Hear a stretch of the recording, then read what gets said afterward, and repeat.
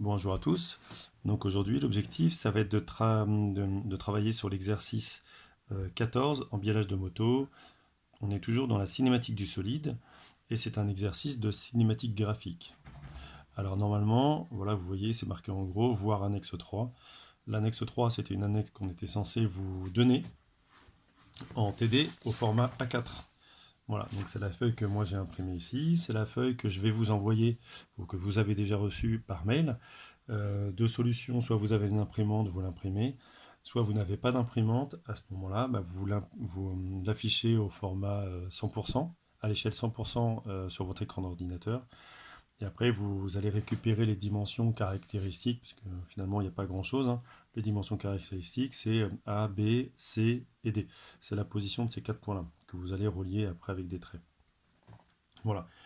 Alors cet exercice, donc on va parler effectivement d'un moteur de moto disposé en V ici, deux pistons, un premier ici, on va appeler numéro 5, un deuxième piston que l'on va appeler 5'.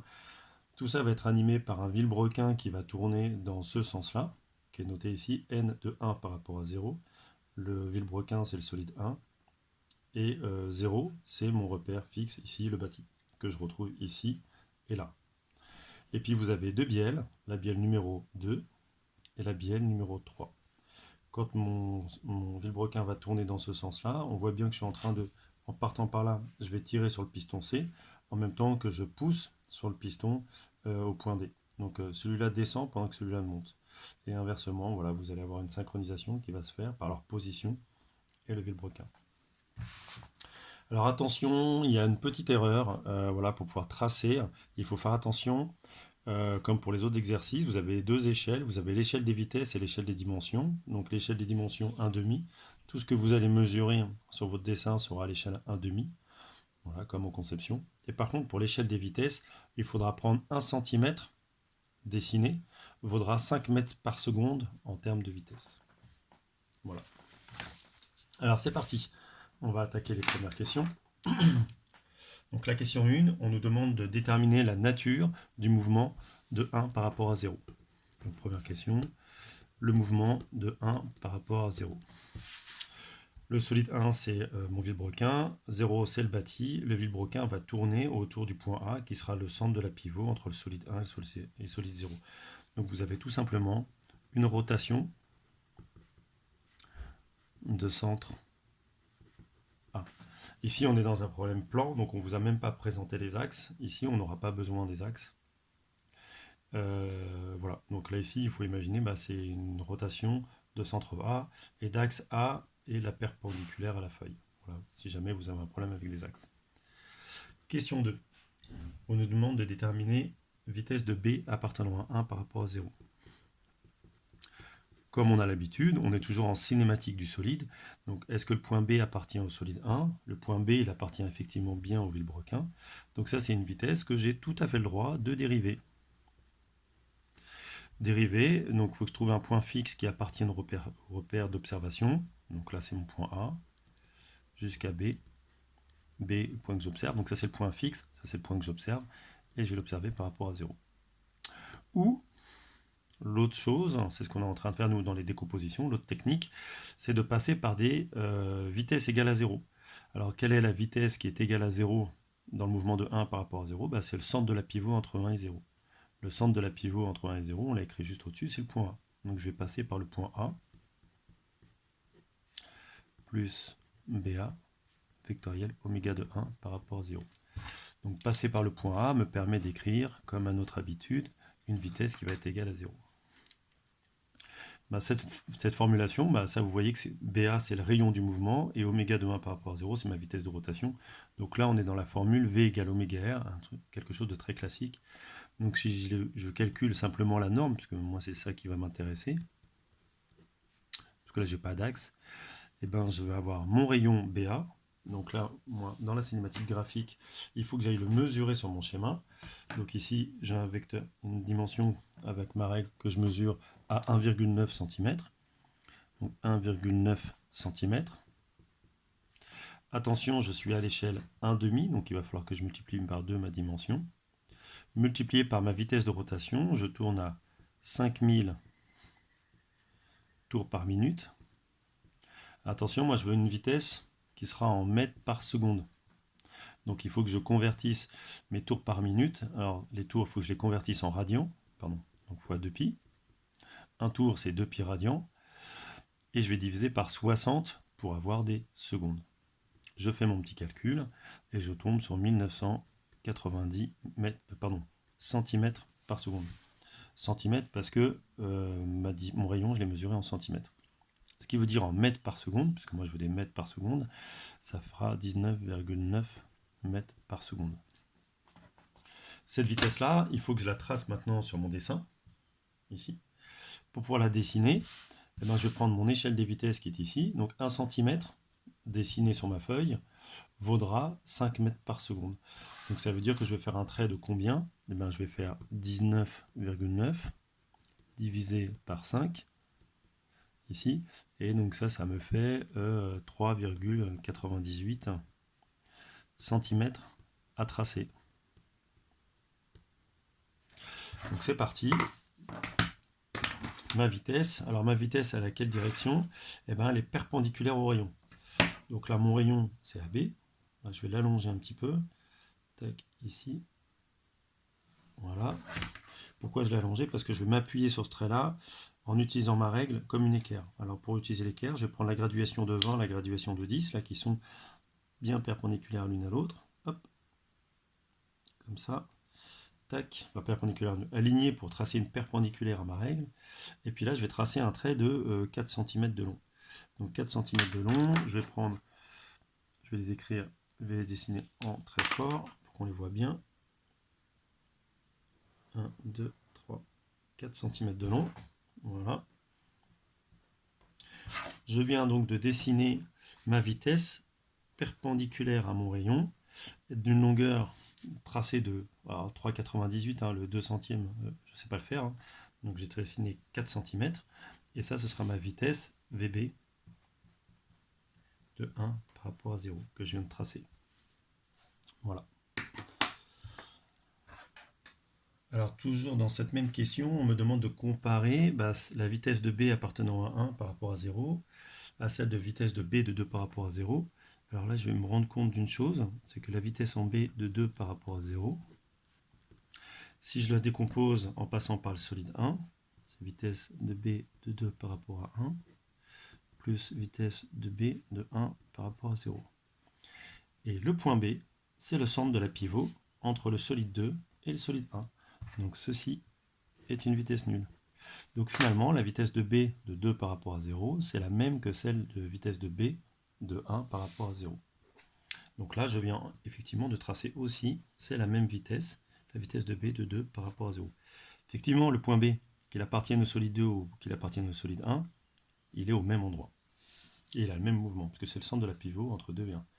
De la même manière, le point B, c'est aussi le centre de la pivot entre 3 et 1. Donc je vais faire écrire la même décomposition, mais en passant par le solide 3. C'est vitesse de B de 3 par rapport à 1, plus vitesse de B de 1 par rapport à 0. Et B, c'est bien le centre de la pivot entre 3 et 1. Donc effectivement, la vitesse que j'ai calculée tout à l'heure, vitesse de B de 1 par rapport à 0, c'est la même que celle de vitesse de B de 3 par rapport à 0.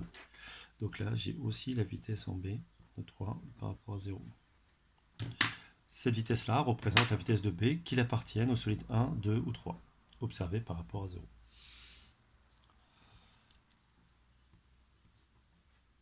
Question 3. Je vais déterminer la nature du mouvement de 5 par rapport à 0. Mon solide 5, c'est le piston, 0, c'est mon bâti. La liaison entre les deux, c'est une pivot glissant. Donc la rotation, c'est celle-ci. Je ne la verrai pas dans mon mouvement. La seule chose que je vais pouvoir voir au niveau du point C, c'est simplement la translation ici. Donc la liaison, c'est une pivot glissant, mais le mouvement entre 5 et 0, sachant que la rotation va être bloquée par les bielles ici, et je vais avoir un mouvement de translation. On peut même rajouter alternatif.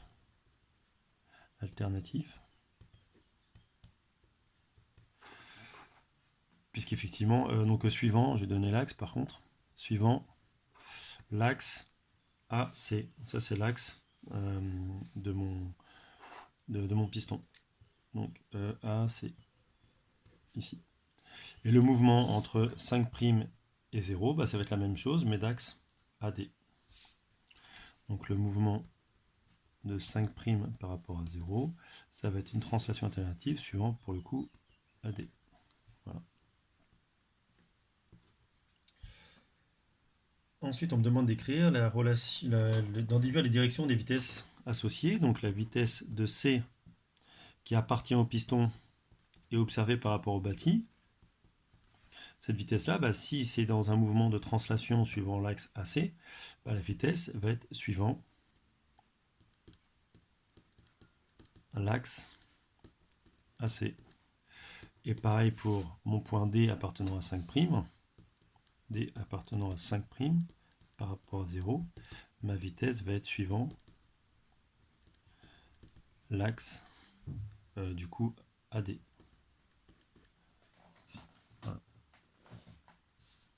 Ça c'est intéressant parce que ça va me dire quand je vais vouloir tracer ces vitesses-là, je connais la direction des vitesses. C'est pour ça que dans les études de cinématique graphique, on regarde bien quels sont les mouvements pour ensuite trouver les directions des vitesses. Donc quand j'ai des rotations, les vitesses sont perpendiculaires au rayon. Quand j'ai des translations, les vitesses ont la direction de la translation. Question 5, donc on va me demander de comparer VC de 5 par rapport à 0 et vitesse de C de 5 par rapport à 2. Donc là je remarque que C, c'est le centre de la pivot entre 5 et 2. Donc j'ai l'impression que ça va être à peu près la même vitesse. Donc vitesse de C appartenant à 5 est observée par rapport à 0. Hein, donc cette vitesse dont on vient de parler juste avant. Bah, si je passe par le solide 2, donc je rajoute le solide 2 entre les deux, vitesse de C de 5 par rapport à 2, plus vitesse de C de 2 par rapport à 0. Et là, évidemment, comme C, c'est le centre de la pivot entre 5 et 2, ça, c'est une vitesse nulle. Donc la vitesse de C de 5 par rapport à 0, c'est la même que celle que je vais trouver en C de 2 par rapport à 0. Et pour la vitesse en D appartenant à 5' par rapport à 0, on va faire la même chose, sauf qu'ici, on va le faire entre le piston et la bielle, ici. Bielle qui est le solide 3. Donc je vais rajouter le solide 3 entre les deux, entre 5' et 3, puisque D c'est le centre de la pivot entre 5' et 3, cette vitesse-là va être nulle, plus vitesse de D appartenant à 3 est observée par rapport à 0. Cette vitesse-là est une vitesse nulle. Ici.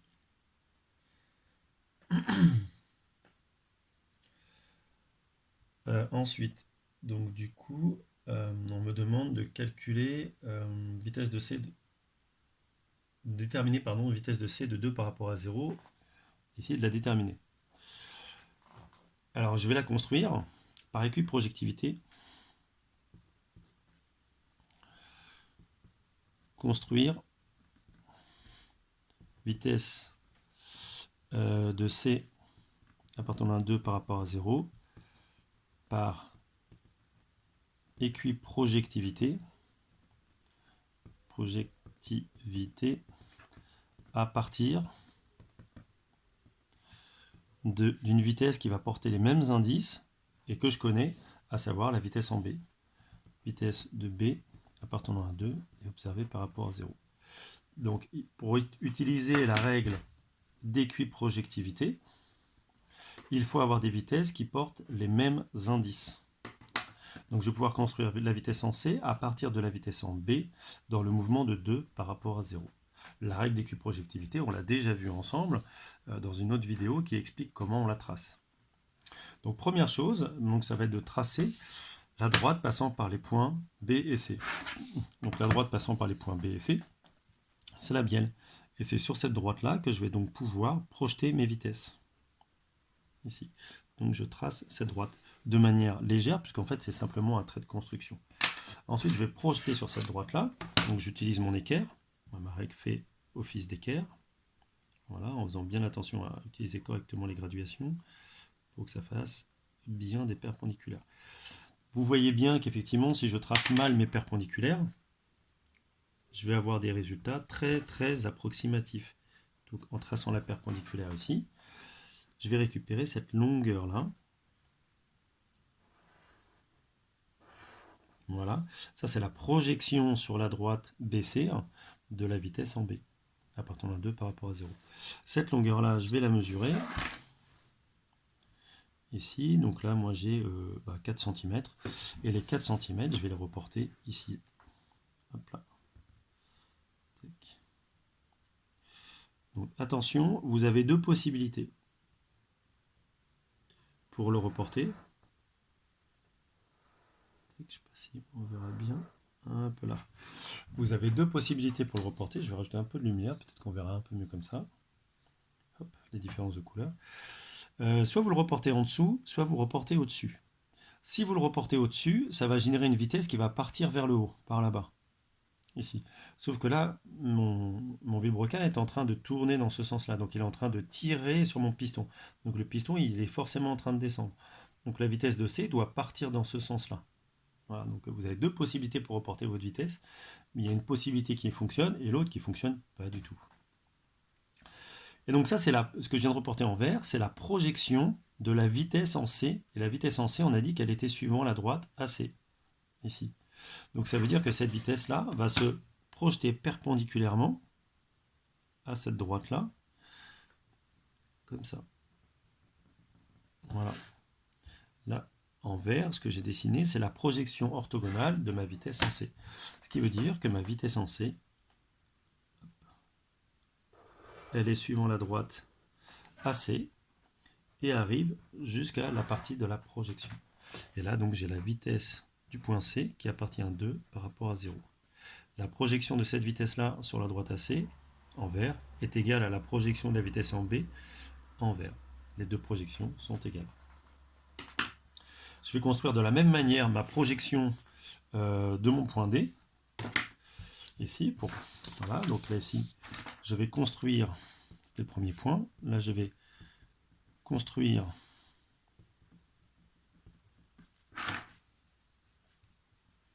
vitesse de D appartenant à 5' par rapport à, pardon, appartenant à 3, on travaille sur le solide 3, par rapport à 0, par équiprojectivité.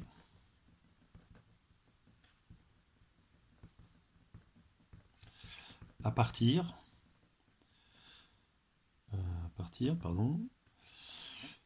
d'une vitesse qui comporte les mêmes indices. Donc là, la vitesse qui comporte les mêmes indices, en B de 3 par rapport à 0, ça marche. À partir de vitesse de B appartenant à 3 et observée par rapport à 0.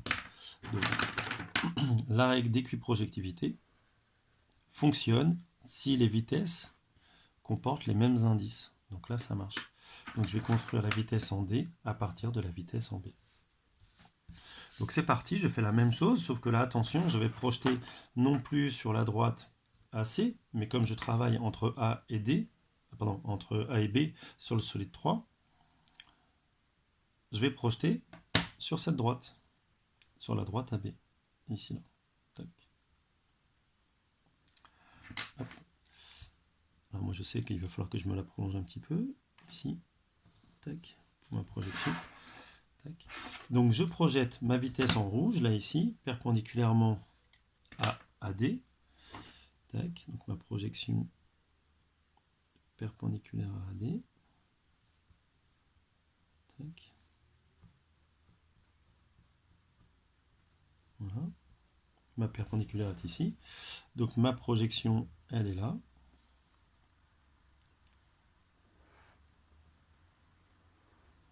Tac, ici.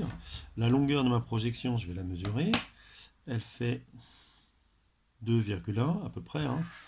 2,1, on a la précision que l'on peut. Tac. Je le reporte de l'autre côté, ici. Tac.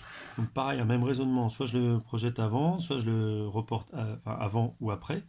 Si là ici, je vois bien que ma bielle, mon vilebrequin est en train de pousser ici sur le piston, que le piston il est en train de sortir.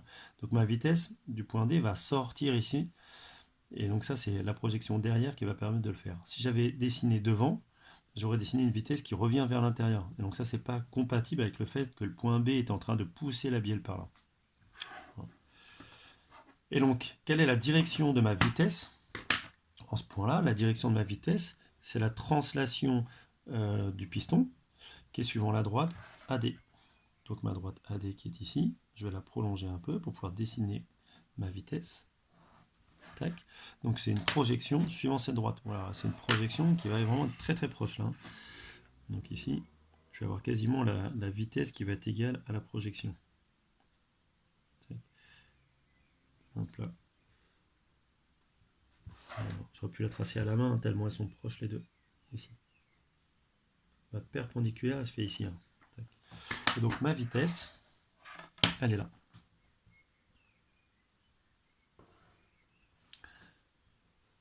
Voilà. Donc ça, c'est la vitesse de D appartenant au solide 3 et observée par rapport à 0. Voilà. Et cette vitesse-là, c'est aussi la vitesse de D appartenant à 5' et observée par rapport à 0. C'est ce qu'on avait écrit dans une question précédente. Et de la même manière que le point C il appartient au solide 3 ou au solide 5, c'est la même chose. Donc ça, c'est aussi la vitesse de C qui appartient à 5 par rapport à 0. Voilà. Donc là, pendant que je suis en train de tourner, j'ai un piston qui est en train de rentrer pendant que l'autre est en train de sortir. Alors, dans la question 7, on nous demande de tracer le CIR. CIR qui veut dire centre instantané de rotation, que l'on va appeler I de 2 par rapport à 0. Donc le CIR, dans le mouvement du solide 2 par rapport à 0. Le CIR, c'est la perpendiculaire aux vitesses de 2 par rapport à 0. Donc j'en connais deux, c'est les perpendiculaires à la vitesse en C de 2 par rapport à 0 et la vitesse en B de 2 par rapport à 0. Donc si je trace mes perpendiculaires à ces deux vitesses-là, voilà. Donc la vitesse en C, si je trace la perpendiculaire, c'est la perpendiculaire à AC du coup, l'axe du piston. Voilà, ça me fait quelque chose qui ressemble à ça. Voilà. Je trace la perpendiculaire ici. Et puis la perpendiculaire en B de 2 par rapport à 0, donc perpendiculaire à cette vitesse-là, c'est le rayon AB en fait. C'est le rayon AB que je vais prolonger, que je vais commencer à tracer. Voilà. Et l'intersection de ces deux perpendiculaires aux vitesses, donc perpendiculaire ici et perpendiculaire ici, va me donner justement le point ici qui va être I de 2 par rapport à 0. Le centre instantané de 2 par rapport à 0. Je vais faire pareil pour le deuxième, qui va donc être I de 3 par rapport à 0. C'est la perpendiculaire aux vitesses de 3 par rapport à 0. J'en connais deux, il m'en faut deux pour pouvoir le connaître. Pour pouvoir tracer un point, il me faut deux droites. Donc je vais avoir la perpendiculaire à la vitesse, je ne sais pas si vous voyez ici, c'est bon, vitesse en D de 3 par rapport à 0. Et la deuxième vitesse, c'est la vitesse en B, que j'ai ici, vitesse en B de 3 par rapport à 0. Je trace les deux perpendiculaires à ces vitesses-là. La perpendiculaire à vitesse de B de 3 par rapport à 0, je l'ai déjà tracée puisque c'est la même que celle de 2 par rapport à 0. Donc c'est suivant cette droite. Il me reste à tracer, donc du coup la perpendiculaire à la vitesse en D de 3 par rapport à 0. La perpendiculaire, c'est perpendiculaire à la direction de la vitesse, donc à savoir la droite AD. Je trace la perpendiculaire à AD. J'utilise ma règle équerre, toujours. J'essaie de faire ça à peu près bien, quand même, parce que je veux que ça ressemble vraiment au résultat final. Tac. C'est pas idéal pour tracer, mais... Voilà.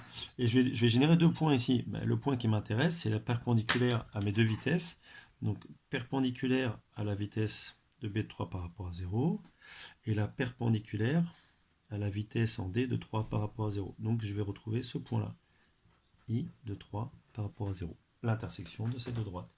Ça, ce sont les deux centres de rotation de 3 dans son mouvement par rapport à 0. Et ici, celui-ci, ce point-là va tourner autour de 2 par rapport à 0. Ça veut dire quoi? Petite remarque. Ça veut dire que si je prends n'importe quel point ici, si je prenais un point qui est ici, ça veut dire que ce point-là a pour rayon dans son mouvement de 2 par rapport à 0, a pour rayon ça, et donc sa vitesse sera perpendiculaire, à partir comme ça, sera perpendiculaire à son rayon, en ce point-là. C'est ça que ça veut dire. Bref. Ensuite, on nous demande donc du coup d'en déduire oméga de 2 par rapport à 0 et oméga de 3 par rapport à 0. Donc en fait, moi je sais que V égale oméga R. Donc en fait, ça veut dire quoi? Ça veut dire que si je prends par exemple l'exemple de la vitesse en C de 2 par rapport à 0, sous forme de norme, là je ne travaille pas avec les vecteurs, c'est oméga de 2 par rapport à 0 fois le rayon. Le rayon de la vitesse en C, c'est cette distance-là, c'est C I de 2 par rapport à 0. Donc comme je cherche oméga de 2 par rapport à 0, ça va être la valeur de la vitesse en C de 2 par rapport à 0, divisé par le rayon C I de 2 par rapport à 0. Donc ça, je peux maintenant les mesurer, parce que j'ai des échelles sur mon dessin. La vitesse en C de 2 par rapport à 0, elle vaut 4,1 cm. Et donc du coup, j'ai 4,1 cm avec une échelle que 1 cm c'est 5 mètres par seconde, donc ça me fait du 4,1 fois 5. Comme ça va me donner le nombre de mètres par seconde de cette vitesse-là. Et mon rayon vaut, là j'ai un rayon qui est relativement important, j'ai un rayon qui vaut 14,8. Alors là, on peut avoir des petites différences sur nos dessins. 14,8 cm à l'échelle, attention, échelle 1,5, donc il faut que je multiplie par 2. Alors attention, parce que là, je vais avoir des mètres par seconde en haut. Mètres par seconde en haut, et en bas, je vais avoir des centimètres. Et ça, c'est pas super cohérent. Donc là, si je veux que ça colle, et lui, il faut que je le transforme en mètres. Donc ça fait du 0,148, ici, pour avoir des mètres. Ici. Je fais mon petit calcul. Hop, on sort la calculatrice. Donc ça me fait du 4,1 fois 5 divisé par 0,148 fois 2, ce qui me donne du 69,2 radians par seconde. J'ai des mètres divisés par des mètres sans unité, donc il me reste bien juste des secondes. Pour calculer oméga de 2 par rapport à 0, il faut utiliser les vitesses qui dépendent de 2 par rapport à 0. J'en ai une autre. J'ai celle en B. J'aurais pu faire le même calcul avec vitesse en B de 2 par rapport à 0, en norme évidemment, divisé par le rayon. Par contre, le rayon, c'est ce rayon-là qui va de B jusqu'à I. B, I de 2 par rapport à 0. C'est parce que I est le centre de la trajectoire du mouvement de ma bielle par rapport à 0. Je fais la même chose, je vais mesurer, celui je la connais, je l'avais calculé dès le début. Lui, il vaut, c'était mon premier calcul, 1990 divisé par, ça c'est en centimètres par seconde, lui, centimètres par seconde, divisé mon rayon à cet endroit-là vaut quoi? À peu près le même que l'autre, puisqu'on est sur des vitesses qui sont à peu près identiques, j'ai l'impression. Là c'est 14,5, pas tout à fait. 14,4 entre les deux, donc 14,4 fois 2. Alors là je vais le laisser en centimètres parce que j'ai mis ma vitesse en centimètres au-dessus. Centimètres divisé par des centimètres, ça va disparaître. Je fais mon petit calcul, donc 1990 divisé par 14,4 fois 2, on n'oublie pas les parenthèses, sinon tout est faux, et ça me donne du 69,1 radians par seconde. Là, je suis assez fier de moi dans mon tracé, parce que là, ici, je retombe sur la même vitesse de rotation que je passe par le point C ou que je passe par le point B. De la même manière, je vais pouvoir calculer la vitesse de rotation de 3 par rapport à 0. Donc, oméga de 3 par rapport à 0, il va falloir que je trouve une vitesse qui dépende de 3. J'en ai deux ici, donc je peux prendre la vitesse en d de 3 par rapport à 0, divisé par, alors pour le coup, pour le centre de ma rotation, il est là, mon point D, il est là, donc ça va être de D vers I de 3 par rapport à 0. Je vais me les mesurer. Alors là, j'ai une vitesse qui fait 2,1. Donc j'ai du 2,1 cm fois 5 pour les passer toujours en mètres par seconde. Et je vais le diviser par mon rayon qui vaut à peu près 3,7. Donc 0,037, 3,7 cm fois 2 pour mon échelle 1,5. Je fais mon calcul. 2,1 fois 5 divisé par 0,037 fois 2, ce qui me fait du 141,9 radians par seconde. Et cette vitesse oméga de 3 par rapport à 0, j'ai une autre vitesse en B ici. On va la comparer. Vitesse de B de 3 par rapport à 0, divisé par son rayon. Le rayon, ça va de I3 vers B. Donc B, I de 3 par rapport à 0. Ma vitesse en B, je la connais, c'est celle-ci, celle du début, 1990, divisé par mon rayon qui va être ici.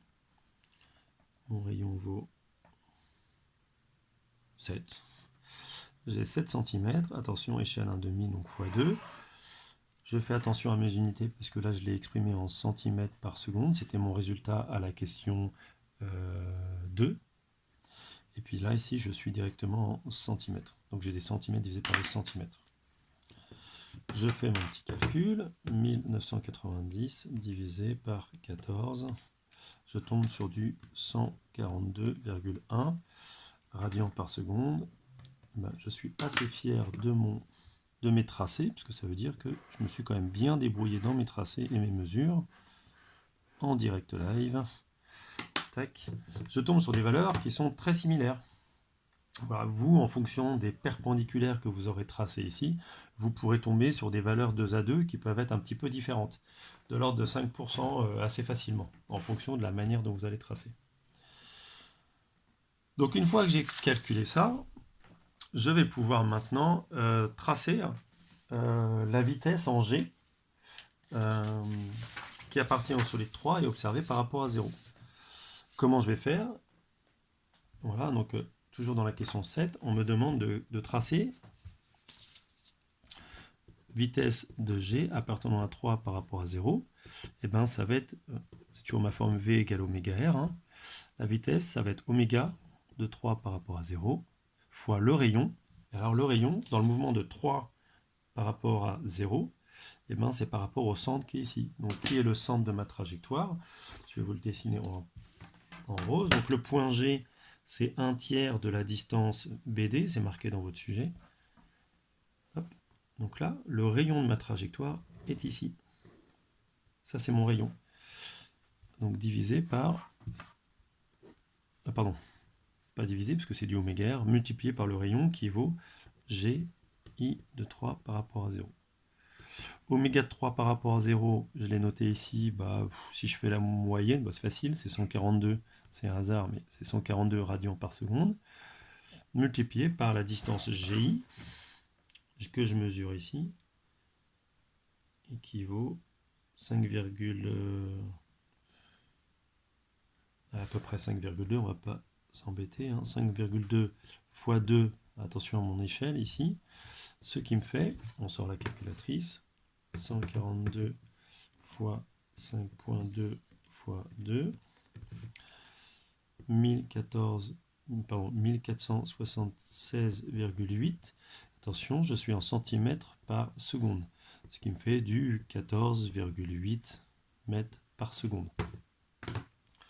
Je vais me le tracer. Pour tracer, la vitesse est perpendiculaire au rayon. Ça, c'est le centre. Ça, c'est le centre de la rotation entre le solide 3 et le solide 0. Donc ma vitesse sera perpendiculaire à ce rayon. Donc là, je vais tracer la perpendiculaire. Ici. Tac. ici. Et ma vitesse, j'ai deux possibilités. Soit je la dessine par ici, soit je la dessine dans l'autre sens. D'une longueur de, quelle longueur je vais dessiner? Avec mon échelle 1 cm, c'est 5 mètres par seconde. Donc là, je vais faire du 14,8 divisé par 5. 14,8 divisé par 5. Ce qui me fait, à la louche, à peu près 3 cm à tracer sur mon dessin. Voilà.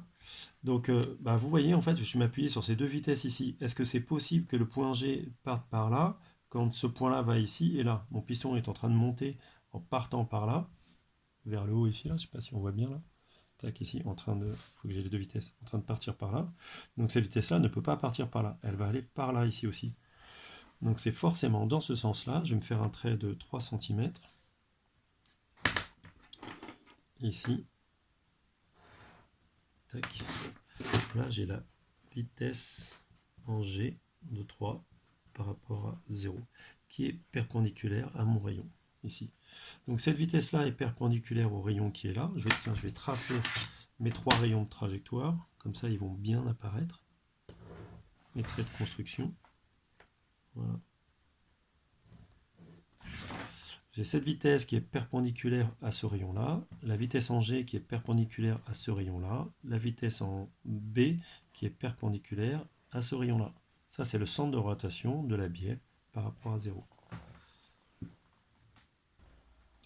Donc, dans la question 8, on va me demander de calculer la puissance développée par le piston à cet instant. Donc, ce qu'on appelle la puissance instantanée. Donc, la puissance, la formule vous est donnée dans la question, c'est la force fois la vitesse plus C oméga, ce que vous avez l'habitude. Sauf que là, votre piston, il est en translation. Donc déjà, ça veut dire qu'il n'aura pas de rotation. Donc pour nous, la puissance, ce sera simplement la force fois la vitesse. Pour calculer la force, on me dit que j'ai une pression de 20 bars. 20 bars, c'est 20 fois 10 puissance 5 pascal, à savoir 2 mégapascales. Moi, j'aime bien les mégapascales. Pourquoi? Parce que les mégapascales, ça me ferait 2 newtons divisé par des millimètres carrés. Et puis, je connais la surface du piston. La surface, c'est pi d2 sur 4. Et puis, mon diamètre, je vais le mesurer avec ma petite règle. Voilà, je la mesure ici. Et là, je trouve à peu près 2,7. Ça dépend si vous prenez, les traits, c'est pas très clair ici. Donc, moi, j'ai pris 2,7 cm fois 2, parce que je suis à l'échelle 1,5, le tout au carré, est divisé par 4. Ce qui me fait 22,9 cm². Mais comme je veux être homogène dans mes unités, si ma pression, je l'ai mis en newton par millimètre carré, elle, je vais l'exprimer aussi en millimètres carrés, ma surface. Tout ce qui me fait 2290 millimètres carrés. Donc ma puissance, c'est ma force fois ma surface. Pardon, ma force fois ma vitesse. Ma force, c'est la pression fois la surface. Donc ça c'est la pression, ça c'est la puissance, ça c'est la pression, fois la surface du piston, fois la vitesse. Alors quelle vitesse? La vitesse de ce point-là, la vitesse de C appartenant à 2 et observée par rapport à 0. Je vais remplacer ma pression, j'ai dit que c'était 2 mégapascales, fois ma surface de 1290 mm², fois ma vitesse de C de 2 par rapport à 0. C'est un calcul que j'ai fait par ailleurs. Je l'ai ici, vitesse de C2 par rapport à 0. J'avais ici 4,1 fois 5 mètres par seconde. Donc là, j'ai du 4,1 fois 5. Ça va me donner, donc si je regarde bien mes unités, pour voir si c'est homogène. Là, ici, je vais avoir des mètres par seconde. Ici, c'est ma pression qui est en newton par millimètre carré. Et ici, j'ai des millimètres carrés. Millimètres carrés divisé par des millimètres carrés ici, ça va s'en aller. Donc j'ai bien des newtons fois des mètres divisé par des secondes. Et ça va me donner mes watts. Je suis bien dans le système international. Si je fais mon application numérique, je vais tomber sur 93,9 kW. Et voilà. Maintenant à vous de jouer.